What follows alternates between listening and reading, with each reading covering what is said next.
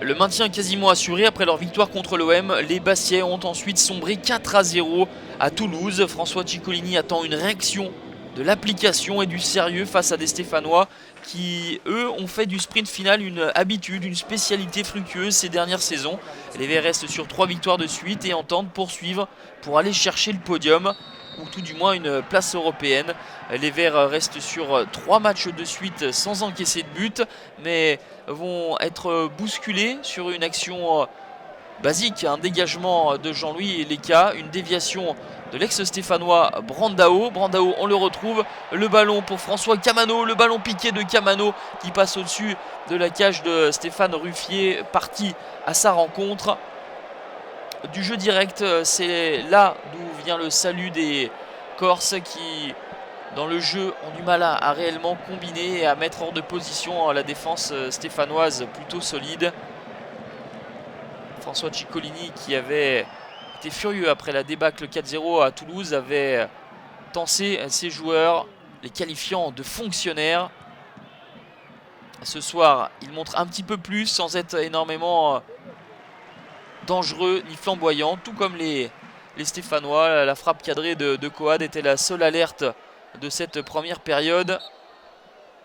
0-0 au terme d'une mi-temps qui n'aura pas offert un spectacle impérissable. Les Bastiais se sont toutefois montrés un peu plus entreprenants, les Stéphanois presque réduits au néant offensivement, en l'absence notamment de Jean-Christophe Baebek ou de Soderlund, le Norvégien. Les consignes de François Ciccolini, car en deuxième période, ces hommes ne s'approchent que guère de la cage de Stéphane Ruffier.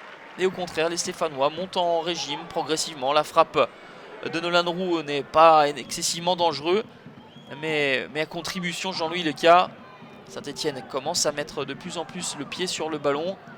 Essaye de faire tourner pour trouver des espaces et des décalages. Le long ballon de Bayal pour Théophile Catherine en une touche de balle. Et Nolan Roux, qui s'était essayé quelques instants plus tôt, trouve le chemin des filets cette fois-ci à un quart d'heure de la fin. C'est lui, l'homme en forme, Nolan Roux, le meilleur buteur du club avec cette 7e réalisation.